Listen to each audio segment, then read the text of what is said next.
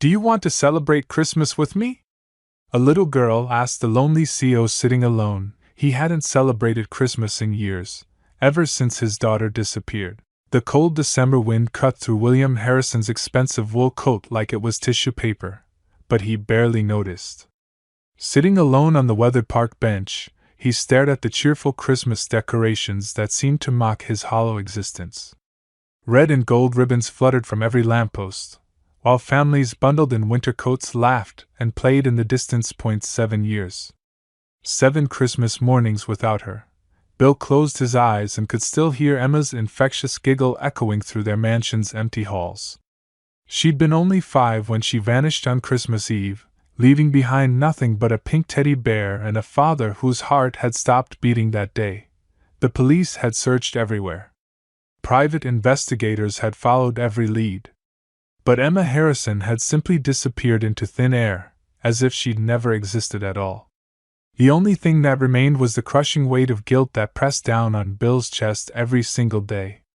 "Daddy always said Christmas was magic," he whispered to the empty air, his breath forming small clouds in the frigid afternoon. A gentle tug on his coat sleeve made him open his eyes. A small girl with dark hair and bright brown eyes stood beside his bench, wearing a red coat that had seen better days. She couldn't have been more than 7 years old, the same age Emma would be now. Her tiny hand was still touching his arm. "Mister," she said in a voice so soft it was almost carried away by the wind, "you look really sad." Bill's throat tightened. "I'm okay, sweetheart. Where are your parents?" The girl tilted her head, studying his face with an intensity that seemed far beyond her years. "My mommy's at work. She's always at work." She paused, then smiled with the kind of pure innocence that could melt glaciers. "It's Christmas, and nobody should be alone on Christmas." Something about her voice, something familiar yet impossible, made Bill's heart skip a beat. "You want to come celebrate Christmas with me?" the little girl asked, extending her small hand toward him. "I know how to make really good cookies, and I have a Christmas tree. It's not very big, but it's pretty." Bill stared at her outstretched hand, and for the first time in 7 years, he felt something stir in his chest. Hope? Fear? He couldn't tell the difference anymore. "What's your name, sweetheart?" The girl's smile grew wider, and she said something that made Bill's blood run cold. "My name is Lily, but my mommy sometimes calls me by a different name when she thinks I'm not listening." She leaned closer and whispered, "She calls me Emma." Bill's hands trembled as he stared at the small girl who had just shattered his world with 3 simple words. The park seemed to spin around him, families and children blurring into meaningless shapes. 7 years of grief had taught him that hope was a dangerous thing, but this child standing before him with her innocent brown eyes and gentle smile. "Emma?" he whispered, his voice barely audible above the winter wind. Lily tilted her head, confusion flickering across her innocent features like clouds passing over the sun. "No, mister. I'm Lily. Emma is just what Mommy calls me sometimes when she's having her bad days.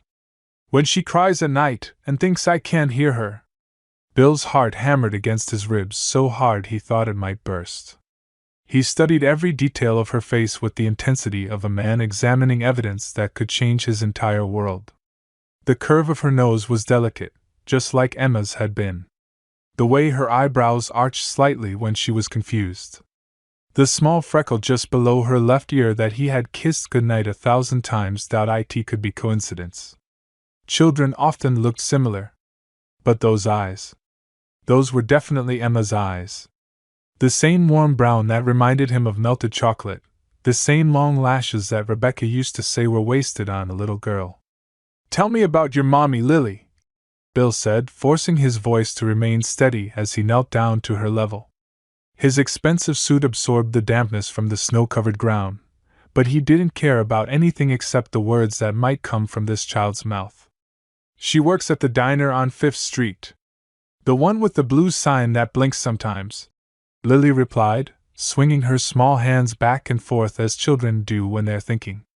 "She gets really tired, and sometimes she cries when she thinks I'm sleeping."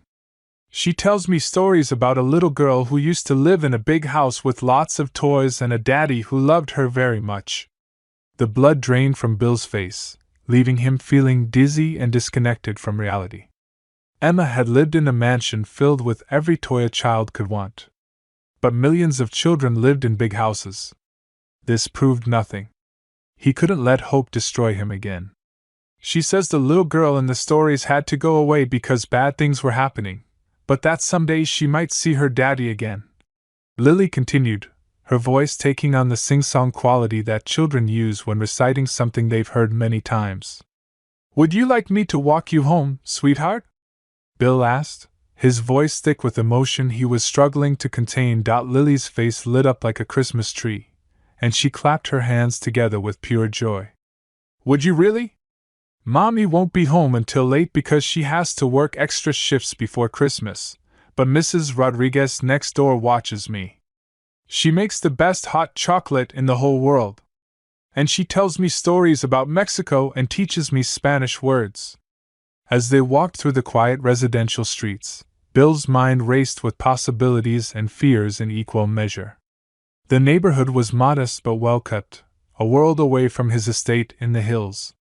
Small houses with Christmas lights twinkling in windows, pickup trucks parked in driveways, children's bicycles left on front lawns. This was the kind of place where people knew their neighbors' names and looked out for each other's children. Here we are, Lily announced proudly, pointing to a small yellow house with a crooked Christmas wreath hanging on the front door. The lawn was covered with snow, and someone had built a small snowman near the front steps. Icicles hung from the gutters like nature's own Christmas decorations. Before Bill could respond, an elderly Hispanic woman emerged from the house next door, flour dusting her floral apron. She moved with the confident grace of someone who had spent decades taking care of others. Lily, need ya! Where have you been? I was getting worried, she called, then noticed Bill standing behind the child. Her expression immediately grew suspicious, the way any good neighbors would when seeing a stranger with a child. It's okay, Mrs. Rodriguez, Lily said, skipping toward the woman with the boundless energy only children possess. This is my new friend. He was sad in the park, so I invited him for Christmas. He needs someone to take care of him too. Mrs. Rodriguez studied Bill carefully, taking in his expensive clothes, the Mercedes parked behind him, the way he carried himself. Everything about him screamed wealth and privilege. And you are? She asked, her voice carrying the protective tone of a grandmother. William Harrison, Bill replied, extending his hand. I was just making sure Lily got home safely. The recognition in Mrs. Rodriguez's eyes was immediate and startling. She went pale, glancing quickly between Bill and Lily as if seeing them together had confirmed something she had long suspected. Mr. Harrison, she whispered. The Mr. Harrison? From the newspapers 7 years ago? Bill nodded slowly. 7 years ago, his face had been plastered across every news channel and newspaper in the state. Missing child. Desperate father. $1 million reward. No stone left unturned. Mrs. Rodriguez grabbed his arm, pulling him aside while Lily skipped toward her front door, humming a Christmas carol. Dios mío, she breathed, crossing herself. You need to know something about that child's mother. Something I should have told someone years ago. Mrs. Rodriguez glanced around nervously, as if afraid that the very walls might be listening, before ushering Bill into her small, warm kitchen. The smell of fresh tortillas filled the air, mixing with cinnamon and vanilla from the cookies cooling on every available surface. Family photos covered the walls and refrigerator. Grandchildren, quinceañeras, wedding celebrations spanning decades of love and life. Through the window, they could see Lily in her backyard, building a snowman with the fierce determination only a child could possess. She was talking to herself as she worked, probably creating an entire story about her frozen creation. Sit, please, Mrs. Rodriguez said, pouring coffee into 2 mismatched mugs that had clearly seen years of use. Her hands shook slightly, and she had to steady herself against the counter. What I'm about to tell you. I've kept this secret for 5 years, and it's been eating at my soul like a cancer. Bill's mouth went dry. 5 years? That's when Sarah and Lily moved in next door. Sarah Thompson, she calls herself now. But Mr. Harrison. Mrs. Rodriguez paused, crossing herself again and whispering a quick prayer in Spanish. That woman, she don't sleep at night. I hear her crying, praying, begging God's forgiveness for something terrible. Sometimes she walks the house like a ghost, and I can see her shadow moving past the windows until dawn. What are you saying? Bill asked, though deep down in his gut, a horrible understanding was beginning to form like ice crystals in his veins. The child, she don't remember much from before they came here. Sarah told me Lily had been in a terrible accident, lost most of her memory. Brain injury, she said. But sometimes. Mrs. Rodriguez lowered her voice to barely above a whisper. Sometimes that little girl says things that don't make sense. About a big house with a circular staircase. About a daddy who used to read her stories about princesses and dragons. About a pink teddy bear named Mr. Snuggles that she misses every single day. The coffee mug slipped from Bill's fingers, shattering on the tile floor in an explosion of ceramic and hot liquid. Mr. Snuggles. He had given Emma that bear for her 3rd birthday, long before anyone else in the world could have known that name. It had been their special secret, their bedtime ritual. There's more, Mrs. Rodriguez continued, tears streaming down her weathered cheeks as she knelt to clean up the broken mug. Last Christmas, Lily drew a picture in crayon. A man in a dark suit, standing next to a huge Christmas tree with presents underneath. She told me it was her first daddy and that she missed him every day but couldn't remember his face clearly anymore. Bill couldn't breathe. The room was spinning like a carnival ride, and he gripped the edge of the table to keep from collapsing onto the floor. She said her first daddy used to call her his little princess, and that he promised to always protect her from the monsters, Mrs. Rodriguez added. But then the monsters came anyway, and she had to go away to keep her daddy safe. Where is this woman now? This Sarah? Bill managed to gasp. She works double shifts at Murphy's Diner on 5th Street to pay rent and buy groceries. Good woman, Mr. Harrison. Broken but good. She loves that child more than life itself. I've watched her give up meals so Lily could eat. Watched her work 3 jobs to buy Christmas presents. Mrs. Rodriguez reached across the table and grabbed his hand with surprising strength. But I see how you look at Lily. I see how she looks at you. There's something there, something that can't be explained by coincidence or wishful thinking. Through the window, they watched Lily carefully place a carrot nose on her snowman. She looked up and waved at them enthusiastically, her smile so bright it could power the entire neighborhood.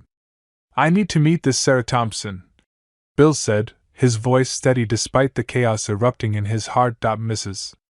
Rodriguez nodded gravely. Murphy's Diner. She works the evening shift, 5 to midnight. But Mr. Harrison, be very careful. That woman has been running from something for 5 years. If you corner her, if you make her feel trapped, she might run again, Bill finished. And take Lily with her. And this time, you might never find them. Murphy's Diner sat on the corner of 5th and Main like a glowing beacon from another era, all red vinyl booths, checkered floors, and the smell of coffee that had been brewing since the Eisenhower administration. The neon sign in the window flickered between open and OP, casting intermittent colored light onto the snow-covered sidewalk. Bill sat in his Mercedes across the street for 20 minutes, watching the dinner rush through the large front windows. Working families grabbing quick meals between jobs, elderly couples sharing pie and conversation, teenagers on dates fumbling through awkward small talk. Normal life continuing while his world teetered on the edge of everything changing forever. And then he saw her.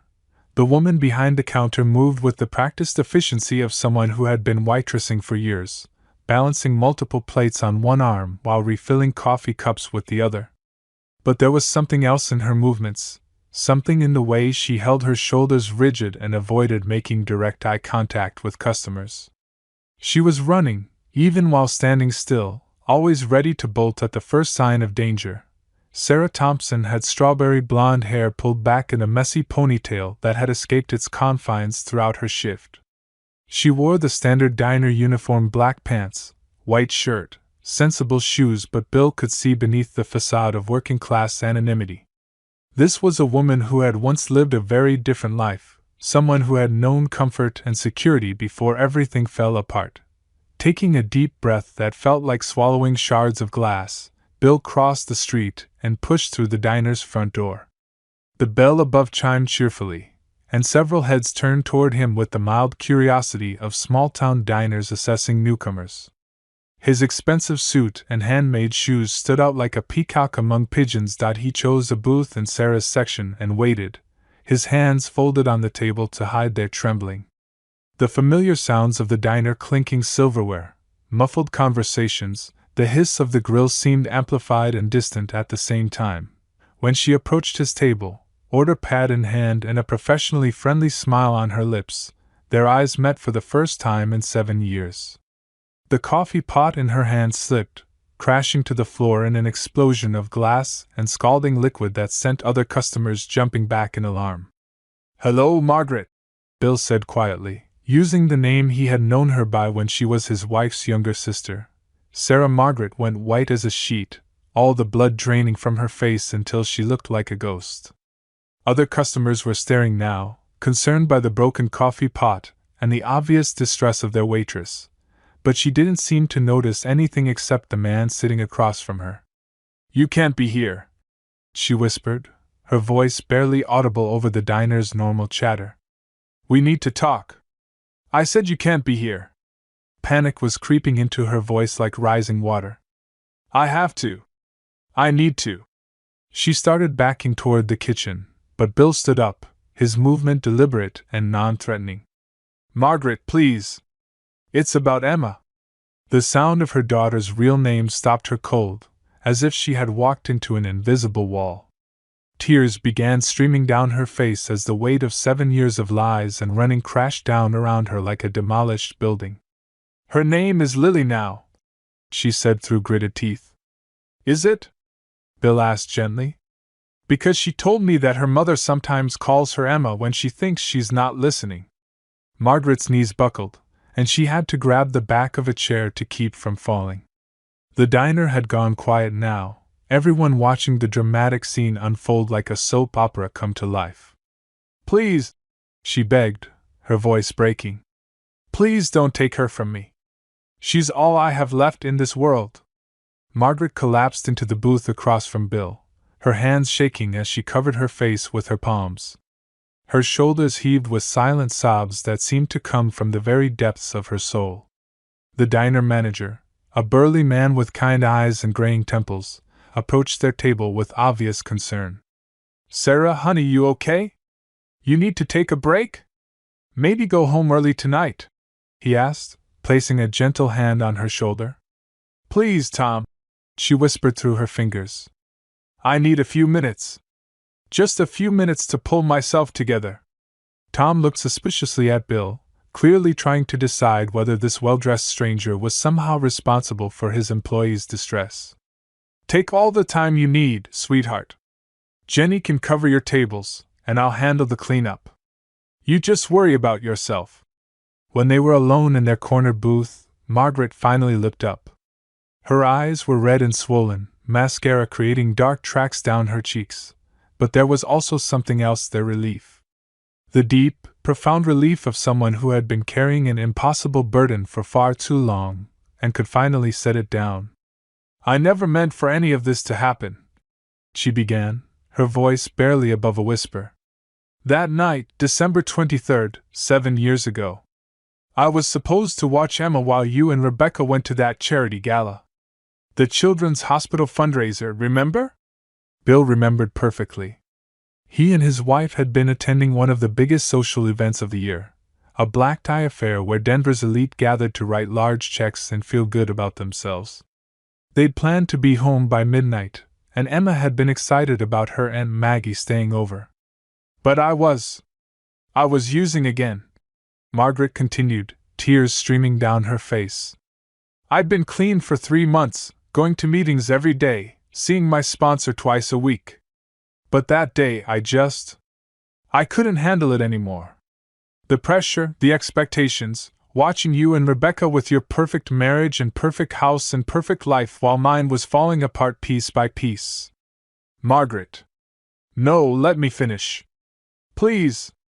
I've practiced this conversation 1,000 times in my head, and if I don't say it all now, I never will. She took a shuddering breath. I took some pills, just to take the edge off. OxyContin that I'd hidden in my purse for emergencies. But they hit me harder than I expected because I'd been clean. Emma woke up around 11, crying from a nightmare about monsters in her closet. Bill's heart clenched. Emma had always come to him when she had bad dreams, climbing into his lap while he read her stories until she felt safe enough to sleep again. I was so messed up, Bill. The room was spinning, and I could barely stand without holding on to furniture. But Emma was crying, and I thought if I could just get her some warm milk and maybe read her a story, she'd go back to sleep and you'd never know I'd screwed up again.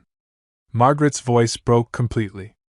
I left her alone in the kitchen for 2 minutes while I went to get her favorite cup from her room. The one with the purple unicorn. And when you came back? The back door was standing wide open. Emma was gone.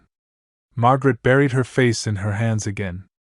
I searched everywhere, calling her name, checking every room, every closet, under every bed. I was terrified, but I was also high. And I knew if I called the police, if you found out what happened, I'd go to prison. You'd never forgive me, and I'd lose the only family I had left. Bill felt physically sick. All those years of wondering, of blaming random strangers, of imagining the worst possible scenarios involving predators and human trafficking. I found her 3 blocks away, sitting on the stone steps of St. Mary's Church. Margaret continued. She was crying and shivering in her nightgown, but she was safe. A homeless man named Eddie had found her wandering the streets and taken her to the church because he knew Father Martinez would know what to do. Then why didn't you bring her home immediately? Margaret looked up, and Bill saw the full depth of her torment reflected in her eyes. Because when I found her, when I knelt down and called her name, she looked at me with those big brown eyes and said, "Aunt Maggie, I don't want to go back to the house where the bad man lives." Bill's blood ran cold. What bad man? She said someone had been visiting her room at night for the past month. A man who told her to keep their special games secret, or something terrible would happen to her daddy. Margaret's voice was barely audible now. Bill, someone was molesting our little girl, and none of us knew. Bill sat in stunned silence, feeling as though the entire world had shifted off its axis. The diner buzzed with evening conversations around them, families discussing Christmas plans, couples laughing over shared desserts, teenagers planning weekend adventures, but their booth felt like an island in a storm, isolated from all normal human experience. You're telling me that someone was... Bill couldn't finish the sentence. The words seemed to stick in his throat like broken glass. Abusing her. Yes. Touching her in ways that no one should ever touch a child. Margaret wiped her eyes with a paper napkin, leaving streaks of mascara on the rough brown paper. Bill, think about it carefully. Who had unrestricted access to your house? Who knew Emma's routine, her bedroom, her schedule? Who could come and go without anyone questioning their presence? Bill's mind raced through the possibilities like a detective reviewing case files. Housekeepers who had worked for them for years. Gardeners who maintained their extensive grounds. Security guards who patrolled the property. Family friends who visited regularly. The list was extensive, and the thought that any of them could have been hurting Emma made him physically ill. After I found Emma that night, I drove. We drove all night through the mountains, and I kept thinking I'd take her back in the morning, call you, explain everything. But every time I mentioned going home, she'd start crying hysterically. She kept saying the bad man would hurt her daddy if she told anyone what their special games were. Why didn't you call the police? Child Protective Services? The FBI? Anyone who could have helped? Margaret laughed, but there was no humor in it, only bitter irony. A drug addict's word against your household staff? Your reputation against mine? Bill, you had power, money, influence. Half the police force owed their careers to donations from your foundation. I was nobody, a junkie, a failure, someone who couldn't even stay clean long enough to babysit her own niece. Bill remembered how withdrawn Emma had become in those final weeks before she disappeared. He'd attributed it to the stress of the approaching holidays, Rebecca's increasing battles with depression, the subtle tension that had begun creeping into their marriage. How had he missed the signs? How had he failed to protect his own daughter? And Emma was so traumatized, she wouldn't talk about what happened. Every time I tried to ask her about the bad man, she'd curl up in a ball and rock back and forth. She just kept saying the bad man told her terrible things would happen to everyone she loved if she ever told their secret. We ended up in Texas first. Margaret continued. I got clean, really clean this time. Had to, for Emma's sake. Went through withdrawal in a motel room while she slept, sweating and shaking and wanting to die. Got us new identities through some people I'd met in rehab, Sarah Thompson and Lily Thompson. I told Emma we were playing a long game of hide and seek, that we had to be very careful about the bad man finding us. And she believed that for 7 years? The mind of a traumatized child is incredibly complex, Bill. The therapist I found in Houston said Emma had blocked out most of her memories from before as a form of self-protection. She remembers fragments: the house, you reading to her, the teddy bear, Christmas mornings, but it's all hazy, like trying to remember a dream. Margaret reached across the table and grabbed his hand with desperate intensity. But Bill, lately she's been remembering more. Asking questions about her first daddy. Drawing pictures of Christmas mornings in a big house with a tall man who looks like you. That's the real reason I moved us here to Colorado Springs. I thought maybe it was finally time to come home. You've been planning to contact me? I've been trying to work up the courage for months. Driving past your old house, reading about you in the newspaper business section, rehearsing what I'd say. But I'm terrified. What if whoever hurt Emma is still out there? What if coming back puts her in danger again? What if you hate me so much you call the police?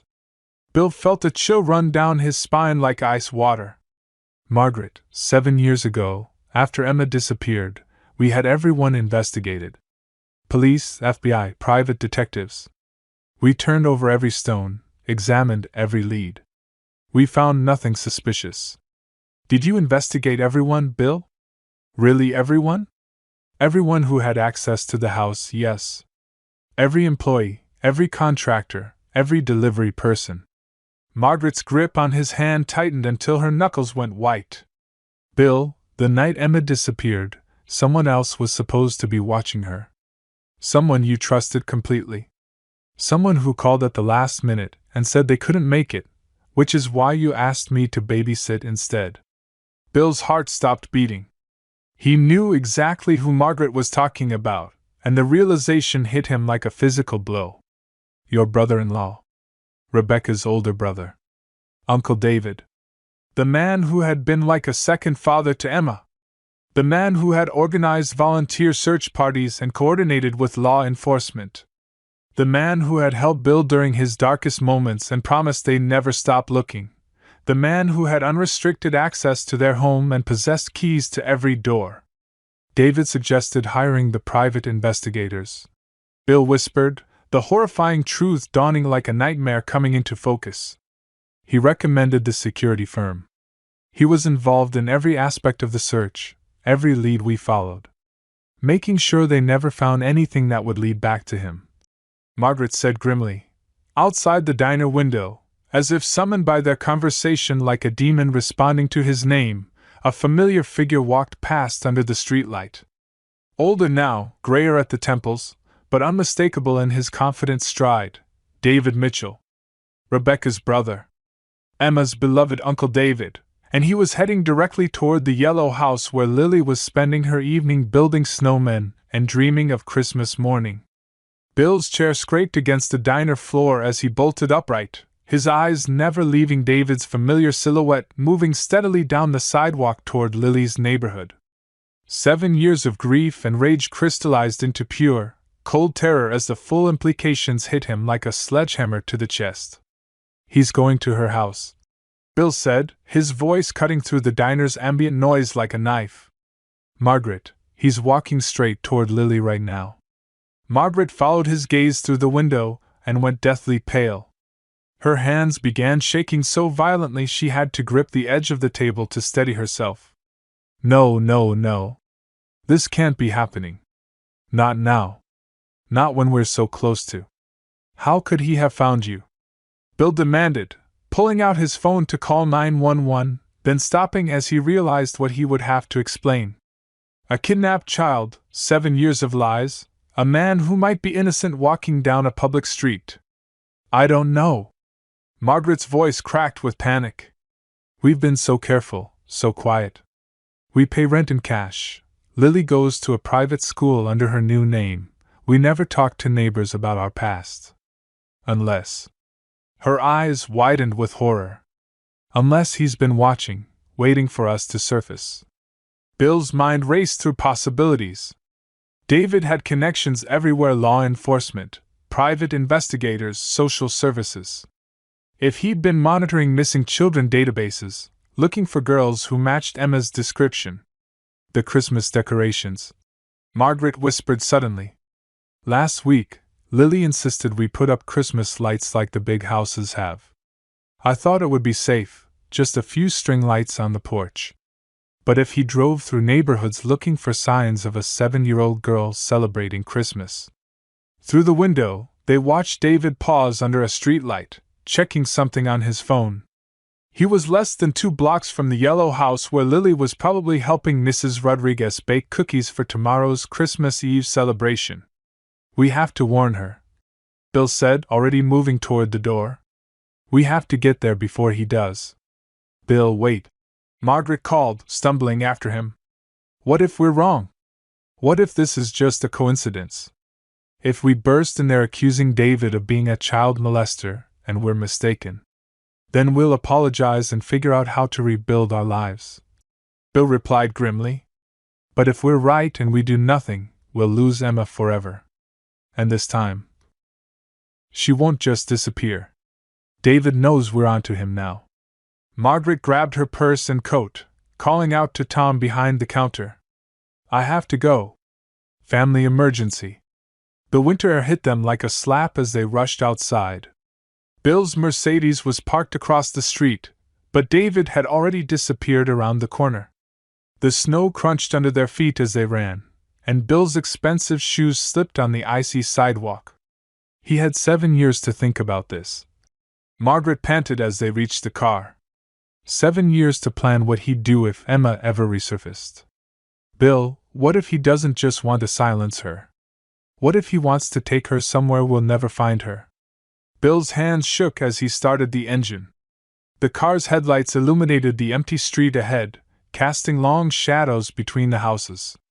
Christmas lights twinkled cheerfully in windows, completely at odds with the nightmare unfolding around them. "Margaret, I need you to think. In all these years, has Lily ever mentioned remembering David specifically? Any nightmares, any fears, any reactions to men who might remind her of him?" Margaret closed her eyes, thinking desperately.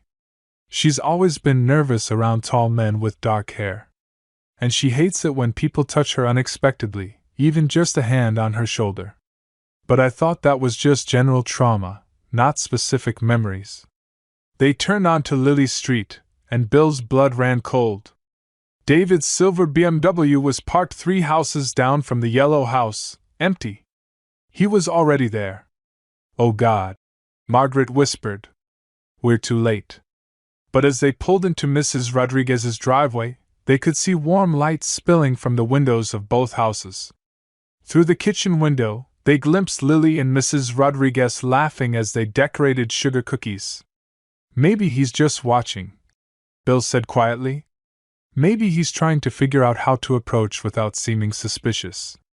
As if summoned by their words, David emerged from the shadows between two houses, straightening his coat and checking his appearance like a man preparing for an important meeting. He walked confidently toward the front door of the yellow house, and Bill realized with growing horror that David wasn't planning to sneak around or break in. He was going to knock on the door like a concerned family member. Like Uncle David, who had spent 7 years searching for his missing niece and had finally, miraculously, found her. He's going to convince them he's here to help, Margaret said, her voice hollow with despair. Mrs. Rodriguez doesn't know who he is. She'll think he's a relative, maybe even the father Lily talks about missing. David reached the front porch and raised his hand to knock. Move, Bill commanded, throwing the car into park. We move right now. Bill and Margaret burst from the Mercedes simultaneously, their feet hitting the icy driveway with matching urgency. The distance between the car and the yellow house felt like miles, each step taking an eternity while David's knuckles moved toward the door in slow motion. David! Bill shouted across the quiet neighborhood, his voice echoing off the snow-covered houses. David froze with his fist inches from the door, slowly turning toward the sound of his name. Even in the dim porch light, Bill could see the flash of surprise, then calculation, cross his brother-in-law's face. 7 years had aged David well-distinguished gray at his temples, expensive winter coat, the same confident bearing that had made him so trustworthy, so above suspicion. Bill? David called back, his voice carrying just the right note of confused surprise. My God, what are you doing here? I got a call about Emma. Someone said they'd seen a girl who matched her description. The lie came so smoothly, so naturally, that Bill almost believed it himself. This was the same man who had comforted him at Rebecca's funeral, who had held him while he cried over Emma's empty bedroom, who had sworn they'd never stop searching. Margaret stepped up beside Bill, and David's eyes widened as he recognized her. The mask slipped for just a moment, revealing something cold and predatory underneath before snapping back into place. Margaret? My God, you're alive? We thought. After Emma disappeared and you vanished too, we assumed the worst. David's voice was perfect, relieved, emotional, the concerned brother-in-law reuniting with missing family. Where have you been? Where's Emma? Is she safe? Through the front window, they could see Mrs. Rodriguez moving toward the door, probably wondering about the voices outside. Lily was still in the kitchen, oblivious to the drama unfolding on her front porch. Don't, Bill said quietly, his voice carrying absolute authority. Don't you dare pretend to care about Emma's safety. David's eyebrows rose in what appeared to be genuine confusion. Bill, what are you talking about? Of course I care. She's my niece. I've spent 7 years looking for her. You've spent 7 years making sure no one else could find her, Margaret said, her voice trembling but determined. Making sure the investigation never looked in the right direction. That's insane, David replied, but Bill caught the flicker of something in his eyes. Fear? Anger? Margaret, you disappeared the same night Emma did. If anyone should be answering questions. Mrs. Rodriguez opened the front door, her face creased with concern. ¿Qué pasa? What's all this noise? Sarah, Mija, is everything okay? Mrs. Rodriguez, please take Lily inside and lock the door, Margaret said urgently. Don't let anyone in except Bill and me. Now wait just a minute, David said, stepping forward with practiced charm. Mrs. Rodriguez, is it? I'm David Mitchell, Emma's uncle. I've been searching for my niece for 7 years, and I believe you've been caring for her. Mrs. Rodriguez looked between the 3 adults, confusion evident on her weathered face. I don't understand. Sarah, who are these men? What's happening? The man in the expensive coat is trying to hurt Lily, Margaret said desperately. Please, just trust me. Take her upstairs and call the police. David laughed, a sound that would have seemed warm and reassuring to anyone who didn't know the truth. Mrs. Rodriguez, I think there's been a terrible misunderstanding. This woman kidnapped my niece 7 years ago. I'm just trying to bring Emma home safely." The words hung in the cold air like poison.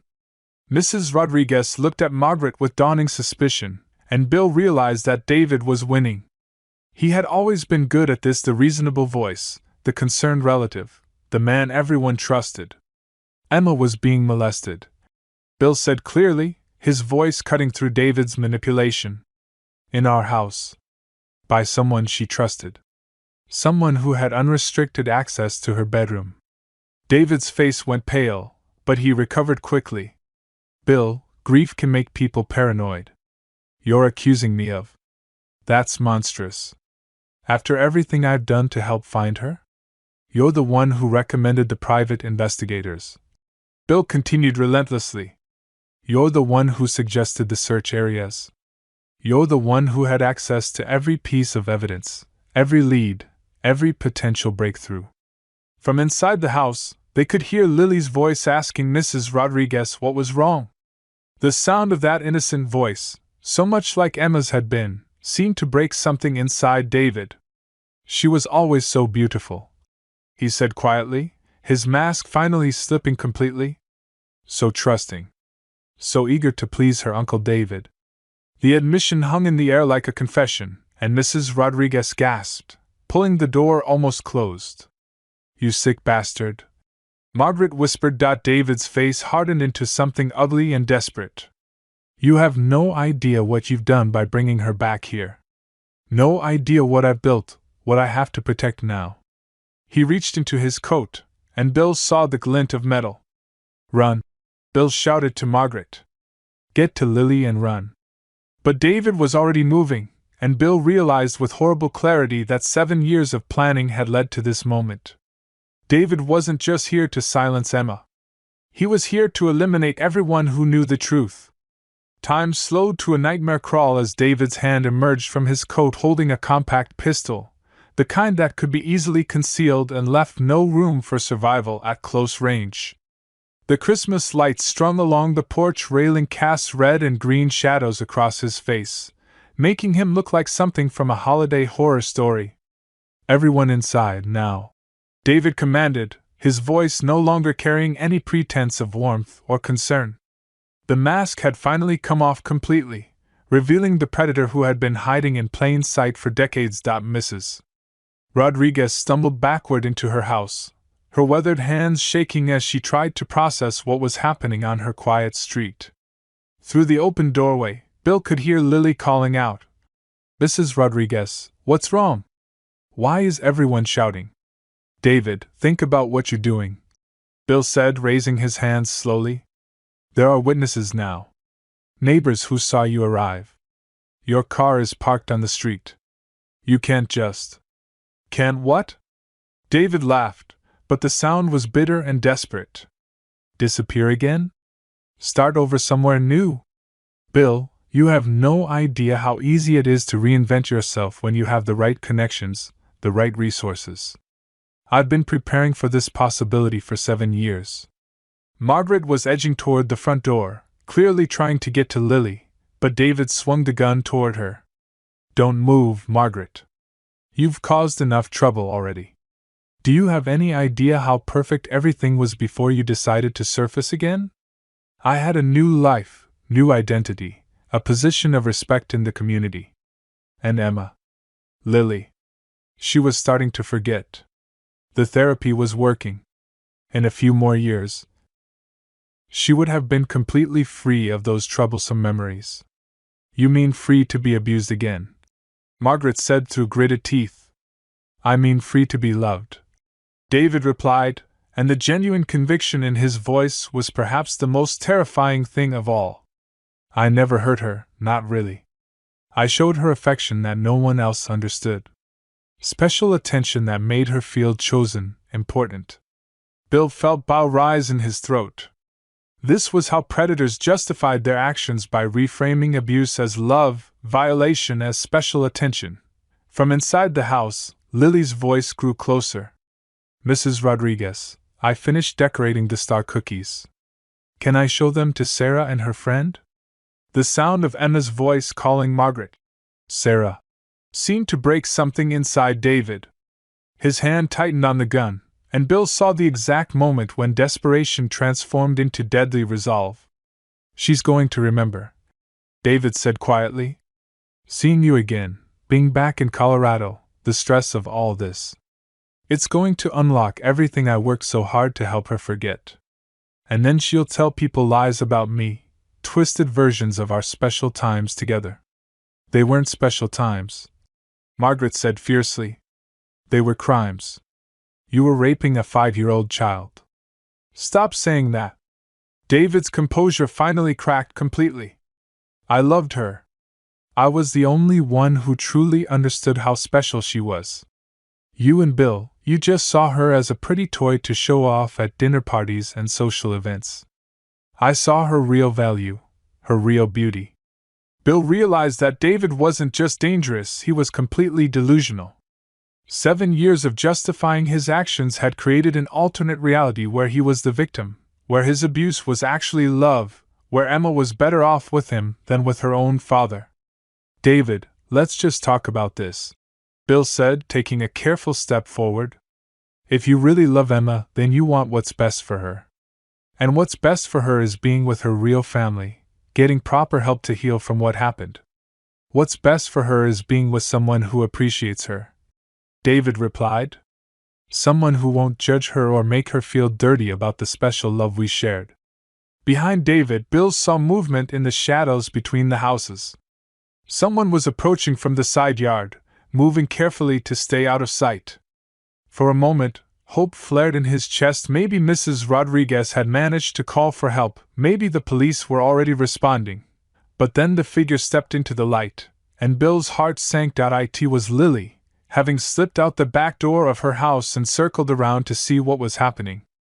7-year-old Emma, drawn by curiosity and concern for the adults who were clearly upset about something. She was walking directly toward the man who had spent months molesting her, the man whose face was probably starting to surface in her recovering memories, the man who was holding a gun and talking about how much he loved her. "Uncle David?" Lily said, her voice small and confused as she stepped into the circle of porch light. "Is that really you?" The recognition in her voice was immediate and devastating. Not the happy recognition of a beloved relative, but something else, the dawning awareness of a half-remembered nightmare beginning to take shape. David turned toward her, and Bill saw tears streaming down the man's face. "Hello, Princess," David said softly. "I've missed you so much." And Bill realized that the real horror was just beginning. Lily stood frozen in the snow, her small form illuminated by the Christmas lights that now seemed to flicker like warning signals. Bill watched in helpless terror as recognition dawned across his daughter's face, not the joyful recognition of a loved one, but the slow, horrible awakening of suppressed trauma. "I know you," Lily whispered, her voice barely audible above the winter wind. You used to come to my room at night." The words hung in the air like accusations written in ice. Margaret made a strangled sound that might have been a sob or a scream, while David's face transformed into something that wasn't quite human anymore. "That's right, Princess," David said, his voice taking on the same sing-song quality that predators use to manipulate children. "We had such special times together, didn't we? Just you and me, our little secret games." Lily began backing away, her brown eyes wide with a terror that seemed too old for her 7-year-old face. You said if I told anyone, something bad would happen to Daddy. And something bad did happen, didn't it?" David's voice was gentle, almost tender, which made it infinitely more horrifying. "Daddy lost his little girl because she couldn't keep their special secrets safe." Bill felt something break inside his chest, a pain so sharp and complete that he wondered if his heart had actually stopped beating. His little girl had spent 7 years believing that her father's grief was her fault, that she was responsible for the destruction of their family. "Emma," Bill said, using her real name for the first time in 7 years. "Sweetheart, none of this was your fault. What Uncle David did to you was wrong, and you were brave to tell Aunt Margaret about it." Emma looked between the adults with confusion that was heartbreaking to witness. "But Uncle David said if I told the secret, everyone would hate me. He said I was dirty now, and Daddy wouldn't love me anymore if he knew about our games. That was a lie, Margaret said fiercely, taking a step toward her daughter despite the gun still pointed in their direction. Every single word of that was a lie. Your daddy has loved you every single day for 7 years. He never stopped looking for you, never stopped hoping you'd come home. David's hand tightened on the weapon. Enough of this. Emma, come here. We're going to take a little trip together, just like we did before. No, Emma said, the words small but defiant. I don't want to go with you. I want to stay with Lily's mommy. The confused way she referred to Margaret as Lily's mommy, while speaking about herself in the third person, revealed the psychological complexity of what she'd endured. 7 years of living as someone else, suppressing memories that were too painful to process. Emma, Bill said gently, kneeling down to her level despite the gun trained on him. I'm your real daddy. I know you might not remember everything, but I've been looking for you since the night you disappeared. Every single day, I've thought about you and missed you and loved you. Emma's eyes filled with tears. Daddy? My first daddy who read me princess stories? That's right, sweetheart. I'm the daddy who read you stories about brave princesses who saved themselves and lived happily ever after. The moment of connection between father and daughter seemed to enrage David beyond reason. She's not yours anymore, he shouted. She's been mine for 7 years. I'm the one who took care of her, who loved her, who showed her what real affection looks like. You raped her, Bill said, standing slowly. She was 5 years old, and you raped her repeatedly in her own bedroom while her family slept down the hall. I loved her, David screamed, completely losing control. I was gentle with her. I made her feel special, chosen. That's more than you ever did with your fancy house and expensive toys. Emma began crying, the sound cutting through the winter air like broken glass. Make him stop yelling, she pleaded. I don't like it when people yell about the secret games. The fact that she was still referring to the abuse as secret games revealed how deeply David's manipulation had embedded itself in her young mind. Even after 7 years away from him, she was still using his language, still trapped in the framework he'd created to justify his crimes. Emma, honey, those weren't games, Margaret said, moving slowly toward her daughter. Games are fun, and both people want to play. What Uncle David did to you wasn't fun, and you didn't want to do it. That's why it felt wrong, why it scared you. But he said it was normal. Emma replied, confusion evident in her voice. He said all little girls play these games with their special grown-ups. David's face lit up with twisted satisfaction. You see? She understands. She always understood that what we had was special, different from ordinary relationships. Bill realized with growing horror that David genuinely believed his own delusions. 7 years of living with his crimes had required him to construct an elaborate fantasy where he was the hero of the story, where his abuse was actually love, where Emma was better off with him than with her real family. And now, faced with the possibility of losing that fantasy forever, David was prepared to kill anyone who threatened it. Nobody leaves, David said, raising the gun with steady hands. Nobody tells this story differently than the way it really happened. Emma and I are going somewhere safe, somewhere we can be together without people who don't understand trying to interfere. Bill saw Margaret tense, preparing to throw herself between David and Emma. He saw Mrs. Rodriguez peering fearfully from her front window, probably calling 911. He saw his daughter, his Emma, standing in the snow looking small and scared and confused. And he made a decision that would change everything. Bill stepped forward, placing himself directly between David and Emma, his arms spread wide to shield his daughter from the man who had destroyed their family. The gun was now pointing directly at his chest, close enough that David couldn't possibly miss. You want to take Emma somewhere? Bill said, his voice steady despite the fear coursing through his veins. Then you'll have to go through me first. And I promise you, David, I won't make it easy. Daddy, no! Emma cried. her voice breaking through the careful barriers that 7 years of therapy and protection had built. For the first time since Margaret had taken her away, she sounded exactly like the 5-year-old girl who used to climb into Bill's lap during thunderstorms. David's face contorted with rage and something that might have been jealousy. "She called you Daddy," he said, his voice filled with bitter resentment. "After everything I've done for her, all the love I've shown her, and she still calls you Daddy." "Because that's what I am," Bill replied. "I'm her father. Not you. You're nothing but a predator who hurt a little girl and convinced yourself it was love." In the distance, Bill could hear sirens approaching. Mrs. Rodriguez had managed to call for help. But the police were still minutes away, and David was growing more unstable by the second. 7 years, David said, his voice taking on a dreamy quality. 7 years I've imagined this moment. Emma and I, reunited at last. I had it all planned out, a cabin in Montana, far from anyone who might try to separate us. We could have been so happy together. That's not happiness, Margaret said, edging closer to Emma. That's imprisonment. That's continued abuse. Emma deserves a real life, with people who love her without hurting her. I never hurt her, David screamed. I was gentle. I was careful. I made sure she enjoyed our special times together. Emma began sobbing harder, the adult conversation about her abuse clearly triggering memories she wasn't ready to process. Stop talking about the games, she pleaded. I don't want to remember the games.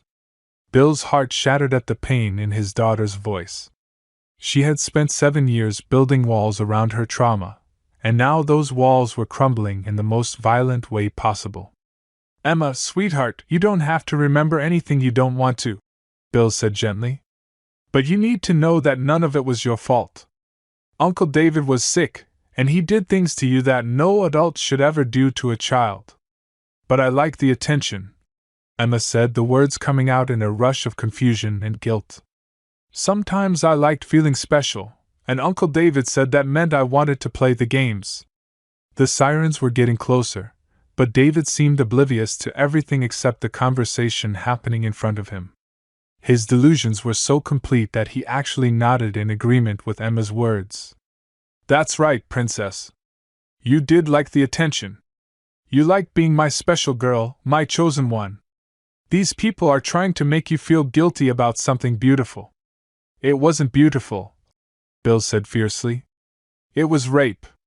It was the systematic sexual abuse of a child who trusted you. And the fact that you manipulated her into thinking she enjoyed it makes it even worse, not better. David's grip on the gun tightened. You're trying to poison her mind against me. You're trying to make her believe that love is something dirty and wrong.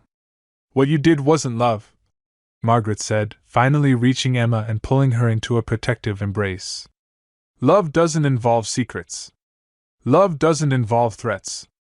Love doesn't involve doing things to someone that they're too young to understand or consent to. Emma buried her face against Margaret's shoulder, her small body shaking with sobs. I want it to stop, she whispered. I want all the confusing feelings to go away. The approaching sirens seemed to break through David's delusions, and Bill saw sanity flicker back into his eyes for just a moment. The realization of what he'd done, what he was doing, what he was about to lose forever. They're going to take me away, David said, his voice suddenly small and lost. They're going to put me in prison, and I'll never see Emma again. That's right, Bill said firmly. Because that's what happens to people who hurt children. That's justice. David looked at Emma one last time, and Bill saw something shift in his expression. The delusions were cracking, reality seeping in through the breaks, and with it came a desperation that was even more dangerous than his fantasy. If I can't have her, David said quietly, then no one can. He raised the gun, but instead of pointing it at Bill or Margaret, he aimed it directly at Emma. She was mine first, David whispered. She'll always be mine. Bill didn't think. He moved on pure paternal instinct, throwing himself forward just as David's finger began to squeeze the trigger. The world exploded in sound and light and pain, and the last thing Bill saw before everything went dark was Emma's face, safe in Margaret's arms, finally free from the man who had stolen her childhood. Police cars skidded to a stop in the snow, their red and blue lights painting the scene in alternating colors of emergency and hope. Christmas Eve had arrived at last, and Emma Harrison was finally coming home. Bill awakened to the sound of gentle beeping and the antiseptic smell of hospital air. Sunlight streamed through white blinds, casting golden stripes across his chest, where bandages covered the bullet wound that had nearly cost him everything. But he was alive, and more importantly, he could hear two familiar voices speaking quietly near his bedside. "Do you think Daddy's going to wake up for Christmas?" Emma's voice was soft, uncertain, but it was unmistakably his daughter speaking. Not Lily anymore, but Emma, his Emma, who had remembered who she really was. "He's going to wake up, Mija," Margaret replied gently. "Your daddy is the strongest man I know. He took a bullet to protect you. Nothing in this world could keep him from waking up on Christmas morning to see his little girl." Bill's eyes fluttered open, and the first thing he saw was Emma sitting in a chair beside his bed, wearing a red Christmas dress and holding a familiar pink teddy bear. Mr. Snuggles looked a bit worn after 7 years, but Emma clutched him like she'd never let go again. "Daddy!" Emma's face lit up with pure joy as she scrambled onto the bed, careful to avoid his bandaged chest. "You're awake! It's Christmas morning, and the nurses said Santa came to the hospital too." Bill wrapped his good arm around his daughter, breathing in the scent of her hair and marveling at how perfectly she fit against his side, just like she had 7 years ago. "Hello, Princess," he whispered, his voice hoarse with emotion. "I've missed you so much." "I remember everything now," Emma said quietly. "I remember you reading me stories, and Mommy making pancakes on Saturday mornings, and how you used to call me your little princess warrior. I remember the bad things Uncle David did too, but Margaret says that's okay. She says remembering the bad things helps us make sure they never happen again." Bill looked over Emma's head at Margaret, who stood near the window with tears streaming down her face. 7 years of guilt and fear had etched lines around her eyes, but there was something else there now: relief, hope, maybe even a chance at redemption. "What happened to David?" Bill asked, though he wasn't sure he wanted to know the answer. "He's dead," Margaret said simply. "When you jumped in front of the gun, you tackled him. The shot went wild, and in the struggle, the gun went off again. The police said it was instant." Bill felt a complex mix of emotions: relief that David could never hurt Emma again, sadness for the man he'd once considered a brother, and a strange kind of peace knowing that his daughter was finally, truly safe. "The police want to talk to you when you're feeling better," Margaret continued. "But they've already said there won't be any charges. Self-defense, protection of a minor. The detective said you're a hero." "I'm not a hero," Bill said, tightening his hold on Emma. "I'm just a father who got his daughter back." Dr. Sarah Chin, the trauma specialist who had been working with Emma since Christmas Eve, knocked softly on the door frame. "I hope I'm not interrupting, but I wanted to check on our patient." "Both our patients, actually." Emma had been remarkably resilient throughout the psychological evaluation process. Dr. Chin explained that children were often more adaptable than adults realized, especially when surrounded by love and support. "Emma has been very brave," Dr. Chin said with a smile. "She's been able to talk about some difficult things, and she understands that what happened to her wasn't her fault. It's going to take time, and there will be setbacks, but with proper therapy and a stable, loving environment, she can absolutely heal from this trauma." "What about her memories?" Bill asked. "Will she remember being Lily Thompson?" "Some of it, probably," Dr. Chin replied. "Those 7 years were real life, real experiences. Margaret gave her a loving, stable home during those years, and that love helped protect her from even more psychological damage. In many ways, having 2 identities may have actually helped Emma survive." Margaret stepped forward, her hands clasped nervously in front of her. "Bill, I know I can never undo what I did. Taking Emma away from you was wrong, even if I thought I was protecting her. I've stolen 7 years of your life together, and I don't expect you to forgive me. Bill studied his former sister-in-law carefully. 7 years of raising Emma alone, working multiple jobs, living in constant fear of discovery. She had made a terrible decision in a moment of panic and drug-induced confusion, but she had also loved Emma fiercely and kept her safe. Margaret, Bill said slowly, you made a choice that night that I might never understand completely. But you also saved Emma's life, and you've spent 7 years making sure she was loved and cared for. That has to count for something. Emma looked between the two adults with the wisdom that only comes from surviving impossible circumstances. Margaret is the mommy who took care of me when I was Lily, she said matter-of-factly. And Daddy is the daddy who loves me no matter what. Can't we all be a family together? The simple question from a 7-year-old cut through years of pain and recrimination. Bill looked at Margaret and saw not the woman who had taken his daughter away, but the woman who had given up everything to keep Emma safe when he couldn't. I think that sounds like a perfect idea, Princess, Bill said softly. 3 hours later, Bill signed himself out of the hospital against medical advice. With Emma holding one hand and Margaret supporting his other arm, they walked into the snowy Christmas afternoon. The world looked different, somehow brighter, more hopeful, full of possibilities that had seemed impossible just days before. Mrs. Rodriguez was waiting at the yellow house with a Christmas feast spread across every surface of her small kitchen. The elderly woman had spent the morning cooking for what she called La Familia Reunida. The reunited family. As they sat around the mismatched table, sharing tamales and stories and laughter, Bill realized that this was what he had been searching for during all those lonely Christmas mornings. Not just Emma's return, but the understanding that family wasn't defined by blood or legal documents or perfect circumstances. Family was defined by love, by choice, by people who showed up for each other when everything else fell apart. Daddy, Emma said as they sat together on Mrs. Rodriguez's couch later that evening. Next Christmas, can we have a really big tree?